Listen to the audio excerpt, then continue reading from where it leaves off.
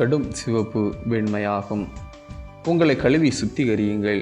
உங்கள் கிரியைகளின் பொல்லாப்பையின் கண்களுக்கு மறைவாக அகற்றிவிட்டு தீமை செய்தலை விட்டு ஓயுங்கள்.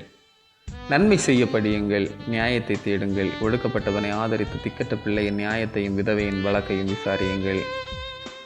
வழக்காடுவோம் வாருங்கள் என்று கர்த்தர் சொல்லுகிறார். உங்கள் பாவங்கள் சிவரெனின்றிருந்தாலும் உறைந்த மலையைப் போல் வெண்மையாகும். அவைகள் இரத்தாம்பர சிவப்பாயிருந்தாலும் பஞ்சை போலாகும். ஏசாயா 1:16-17-18. காலையிலே ஆலயம் செல்லும் பாதையிலே வீதியிலே சண்டை போட்ட கணவன் மனைவி பயன்படுத்திய வார்த்தை கொடுமை. நிமிடங்கள் தாண்டி ஆலயத்திலே பாடிய அதே நாவுகள் பரிதாபமாக காணப்பட்டது. என்ன வாழ்க்கை, என்ன பக்தி! வழிபாட்டிற்கு பஞ்சமில்லை.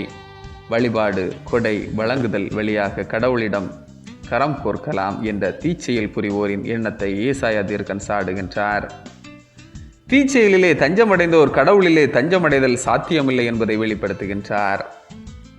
வாழ்விலே வெளிப்படாத வழிபாட்டை, வாழ்வியலிலே தொடராத வழிபாட்டை நான் இனி சகிக்க மாட்டேன், ஏற்க மாட்டேன், அது அருவருப்பாயிருக்கிறது என்று ஏசாயா 1:13 நாம் காண முடிகிறது.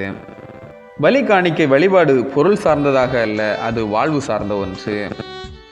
நன்மை, உண்மை, நீதி இவற்றை வாழ செய்து இவை மறக்கப்பட்டவரோடும் இல்லாதவரோடும் இயலாதவரோடும் கரம் கோர்ப்பதும் அவர் உரிமைக்காய் நிற்பதும் அவர் உறவாதலும் மேன்மை என்று நாம் ஏசாயா 1:17 படிக்கின்றோம்.